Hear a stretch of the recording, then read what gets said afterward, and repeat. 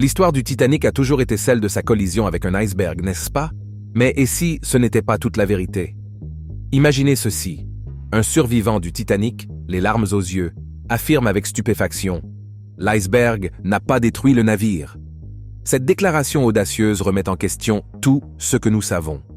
Dans cette vidéo, nous explorerons 10 points révélateurs qui pourraient bien réécrire l'histoire du Titanic. Êtes-vous prêt à plonger dans ces profondeurs cachées? Découvrons ensemble la véritable histoire. Numéro 1. Théorie de l'explosion terrifiante. Le Titanic, symbole de l'ingéniosité humaine, a connu une fin tragique en 1912. Un événement gravé dans l'histoire en grande partie en raison de sa collision avec un iceberg. Cependant, une théorie alternative saisissante proposée par le survivant Vaughan Barrett jette un doute sur cette cause largement acceptée. L'affirmation de Barrett, selon laquelle une explosion serait le véritable coupable derrière la disparition du Titanic, présente un retournement glaçant de l'histoire. Cette théorie trouve du soutien dans les récits d'autres survivants qui ont rapporté avoir entendu des bruits forts et inexpliqués cette nuit fatidique. Ce qui rend cette théorie de l'explosion particulièrement convaincante, c'est son potentiel à reframer notre compréhension du désastre.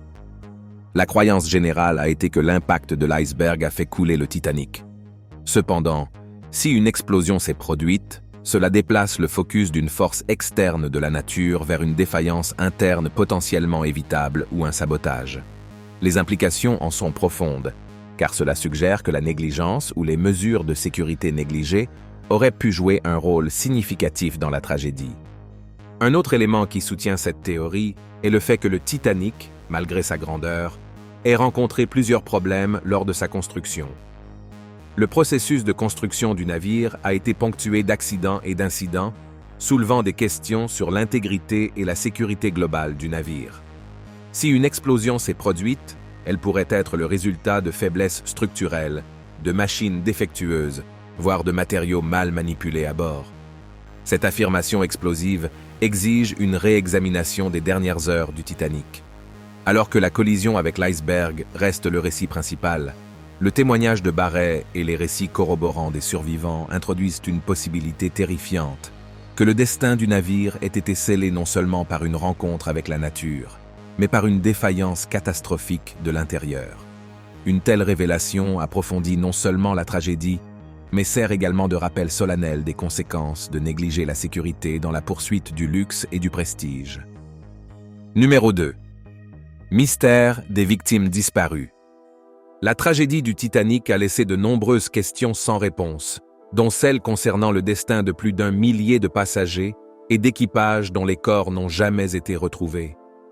Le navire, connu pour sa grandeur et sa taille, a sombré dans l'océan Atlantique Nord en 1912, emportant avec lui plus de 1500 vies.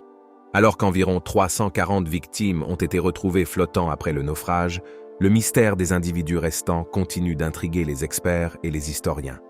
L'expert du Titanic, Robert Ballard, célèbre pour avoir découvert l'épave du navire en 1985, propose une théorie stimulante sur les victimes disparues.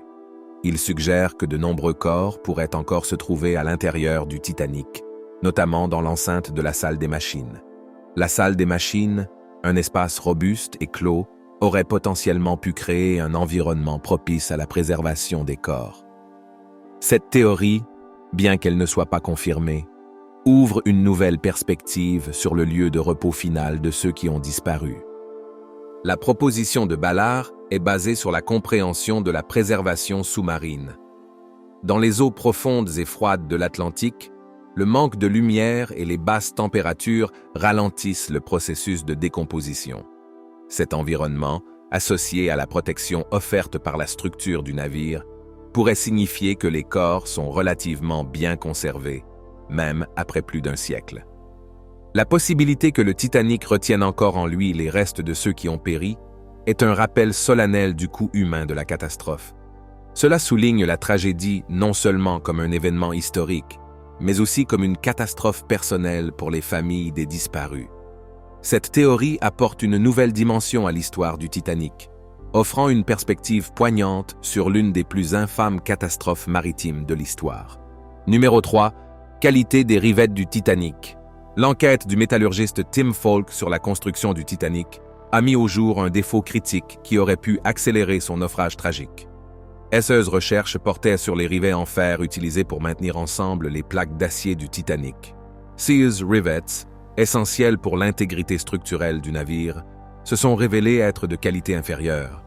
Falk a découvert que le fer utilisé dans CS Rivets contenait une forte concentration de laitier, un sous-produit de la fusion qui rend le fer cassant et susceptible de se briser sous contrainte. Cette révélation sur les rivets est particulièrement significative lorsque l'on considère la collision du Titanic avec l'iceberg. Lorsque le navire a heurté l'iceberg, la force exercée sur sa coque aurait mis une pression immense sur ces rivets. En raison de leur qualité médiocre, il est probable qu'il n'ait pas réussi à maintenir efficacement les plaques d'acier ensemble, entraînant une infiltration plus rapide de l'eau dans le navire.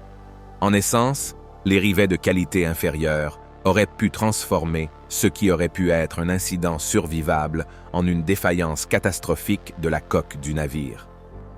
Cet aspect de la construction du Titanic jette un nouvel éclairage sur le récit plus large de son voyage maudit. Il suggère que la tragédie n'était pas seulement le résultat de la rencontre imprévue avec un iceberg, mais aussi une conséquence de pratiques de construction défectueuses. L'utilisation de matériaux inférieurs dans un composant aussi critique de la structure du navire témoigne de la négligence et du potentiel de négligence des normes de construction navale de l'époque. Ceci, associé aux résultats tragiques, souligne l'importance d'un contrôle qualité strict en ingénierie, une leçon apprise trop tard pour le Titanic et ses passagers. Numéro 4. Théorie de la collision avec les glaces de Pâques. En explorant le tragique naufrage du Titanic, une théorie qui se distingue est la théorie de la collision avec les glaces de Pâques, proposée par le capitaine L.M. Collins. Cette théorie remet en question l'idée largement acceptée de la collision du navire avec un seul iceberg. Au lieu de cela, Collins suggère que le Titanic a rencontré un vaste champ de glace de Pâques. Cette théorie gagne en crédibilité lorsque l'on considère la nature des dommages subis par le navire. Selon Collins, les dommages étendus observés sur la coque du Titanic pourraient être plus cohérents avec un frottement continu contre des glaces de Pâques, plutôt qu'un seul impact avec un iceberg. Le soutien à cette théorie provient également de témoignages oculaires. Certains survivants ont rapporté avoir entendu un bruit de frottement prolongé plutôt qu'une collision brusque, un détail qui correspond davantage à l'idée du navire se déplaçant à travers un champ de glace. De plus, la découverte tardive de l'obstacle par les guetteurs pourrait être attribuée à la difficulté de détecter les vastes glaces de Pâques peu élevées dans l'obscurité, par opposition à un iceberg plus visible. Critiquement, cette théorie pourrait expliquer le naufrage rapide du Titanic. Le contact continu avec les glaces de Pâques aurait causé des dommages plus répandus le long de la coque, permettant à l'eau de noyer rapidement plusieurs compartiments et d'accélérer la fin du navire. Cela contraste avec la croyance largement répandue selon laquelle le navire a heurté un iceberg, provoquant une déchirure qui a mené à son naufrage. Cette théorie de la collision avec les glaces de Pâques, bien qu'elle ne soit pas aussi largement reconnue que la théorie de l'iceberg, offre une explication alternative plausible du naufrage du Titanic. Elle incite à réévaluer les événements de cette nuit fatidique, suggérant un scénario plus complexe que précédemment compris. Numéro 5. Feu caché à bord. Parmi les nombreuses théories entourant le triste destin du Titanic, une notion particulièrement captivante est celle d'un feu caché à bord. Cette théorie tourne autour d'un incendie qui aurait apparemment commencé dans les soutes à charbon du navire, même avant son départ pour son voyage maudit. L'existence d'un incendie à bord du Titanic n'est pas une simple spéculation. Les archives historiques confirment qu'un incendie a effectivement éclaté dans l'une des salles de stockage de charbon du navire. Ce qui rend cette théorie fascinante, c'est l'impact potentiel que ce feu aurait pu avoir sur le destin du Titanic. Les experts suggèrent que l'incendie, brûlant à des températures extrêmement élevées, aurait pu affaiblir considérablement la structure en acier de la coque du navire. La coque affaiblie aurait été plus susceptible d'être endommagée lors de la collision avec l'iceberg, aggravant l'étendue de la brèche et accélérant le naufrage tragique. Cet incendie n'était pas un secret pour l'équipage. En fait, c'était un problème connu. et des efforts ont été faits pour le contrôler pendant le voyage. Cependant, l'ampleur réelle de l'impact de l'incendie sur l'intégrité structurelle du navire reste un sujet de débat parmi les historiens du Titanic. Alors que certains soutiennent que l'incendie a été un facteur majeur contribuant à la catastrophe, d'autres croient qu'il a joué un rôle mineur par rapport à la collision avec l'iceberg. Cette théorie ajoute une couche de complexité à l'histoire du Titanic, suggérant que la catastrophe n'était pas seulement le résultat d'une rencontre malheureuse avec un iceberg, mais peut-être la culmination de plusieurs facteurs négligés, y compris un incendie caché dans les profondeurs du navire. Elle remet en question le récit simpliste de l'iceberg, comme seul coupable, et invite les spectateurs à réfléchir à la possibilité d'un danger ignoré qui aurait pu sceller le destin du Titanic. Numéro 6. Le destin tragique de John Jacob Astor IV. John Jacob Astor IV reste l'une des figures les plus remarquables à bord du RMS Titanic. Né dans la célèbre famille Astor, il n'était pas seulement l'un des hommes les plus riches du monde, mais aussi une figure influente dans les affaires et l'immobilier. La présence d'Astor sur le Titanic était marquée par son statut et sa richesse, rendant son destin tragique d'autant plus poignant. En avril 1912, Astor, accompagné de sa jeune épouse Madeleine, embarqua à bord du Titanic pour leur retour aux États-Unis. Le voyage devait être joyeux, d'autant plus que Madeleine était enceinte de leur enfant. Cependant, la nuit du 14 avril changea leur vie à jamais. Lorsque le Titanic heurta l'iceberg, les événements qui s'ensuivirent conduisirent à une fin catastrophique pour beaucoup, y compris Astor. Après la collision, Astor fit preuve d'un calme remarquable. On l'a vu aider sa femme à monter dans un canot de sauvetage, assurant sa sécurité. Les actions d'Astor reflétèrent son caractère, un mélange de responsabilité et de courage. Malgré ses efforts pour rejoindre sa femme sur le canot de sauvetage, il se vit refuser l'accès en raison de la politique, les femmes et les enfants d'abord. La découverte du corps d'Astor dans les eaux glaciales de l'Atlantique Nord fut un moment solennel. Trouvé plusieurs jours après le naufrage, il fut identifié par les objets personnels qu'il avait avec lui.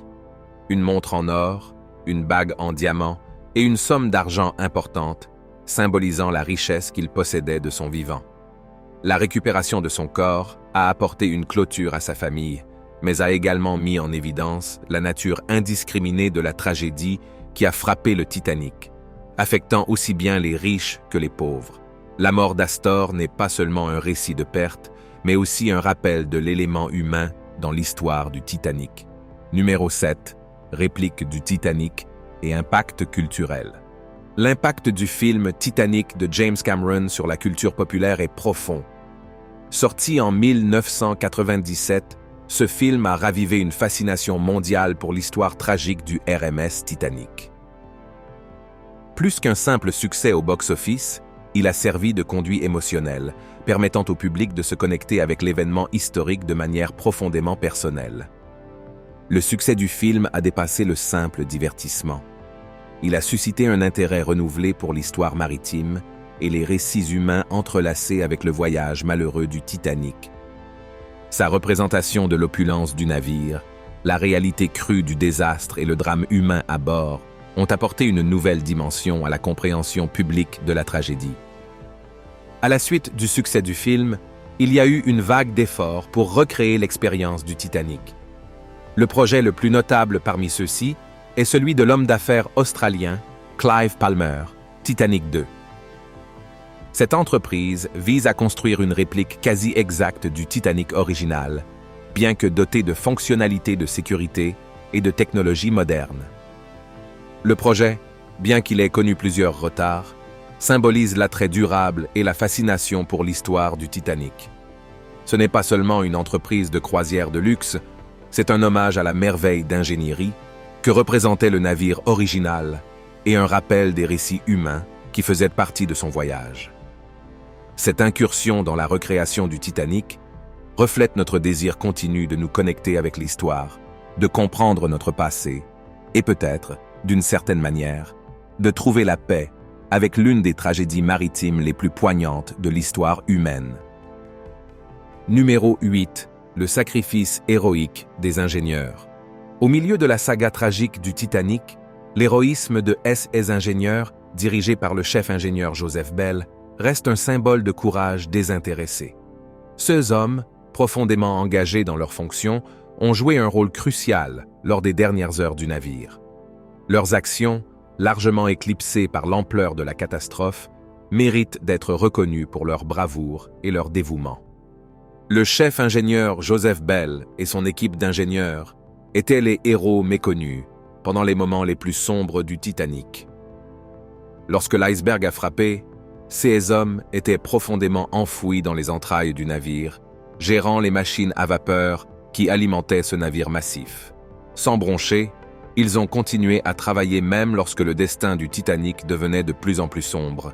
Leurs efforts étaient concentrés sur le maintien en marche des systèmes électriques du navire, fournissant de l'énergie pour les lumières et la télégraphie sans fil, essentielle pour l'envoi de signaux de détresse. Cet acte de dévouement sans faille a permis aux passagers de trouver le chemin des canaux de sauvetage et que les messages SOS puissent être transmis, jouant un rôle crucial dans la survie de nombreux individus. La décision des ingénieurs de rester à leur poste, pleinement conscients du destin imminent, est un témoignage de leur caractère et de leur professionnalisme. Leur sacrifice a permis l'évacuation des passagers, mais il est venu au prix ultime. Aucun membre de l'équipe d'ingénierie n'a survécu. Les moteurs ont continué de fonctionner jusqu'au tout dernier moment, un rappel troublant de la résolution des ingénieurs face à la catastrophe.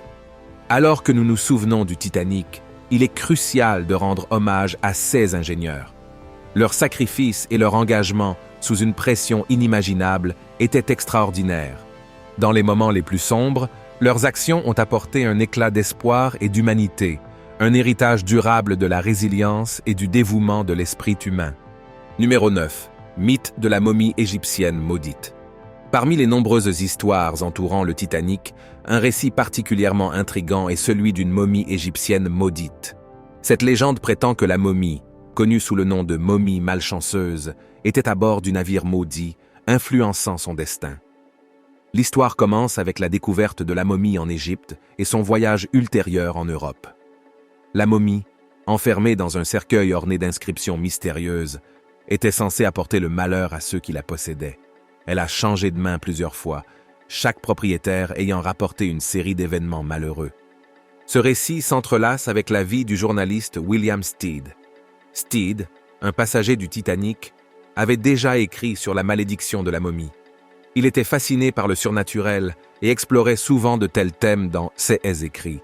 On dit que Stead a discuté de cette malédiction pendant le voyage, tissant peut-être involontairement la légende de la momie dans l'histoire du Titanic. Bien que captivant, ce récit a été démystifié avec le temps. Le British Museum, qui abrite une momie souvent associée à ces mythes, a confirmé que leur artefact n'avait jamais quitté le musée et n'était certainement pas à bord du Titanic. Malgré le manque de bases factuelles, l'histoire de la momie maudite a perduré, peut-être parce qu'elle ajoute un élément de mystique au récit tragique du Titanic. Elle témoigne de la propension humaine à tisser des récits qui entrelacent l'histoire avec le folklore, ajoutant des couches d'intrigue à des événements déjà captivants. Cependant, en considérant l'histoire du Titanic, il est crucial de différencier entre ces mythes captivants et la véritable histoire du navire.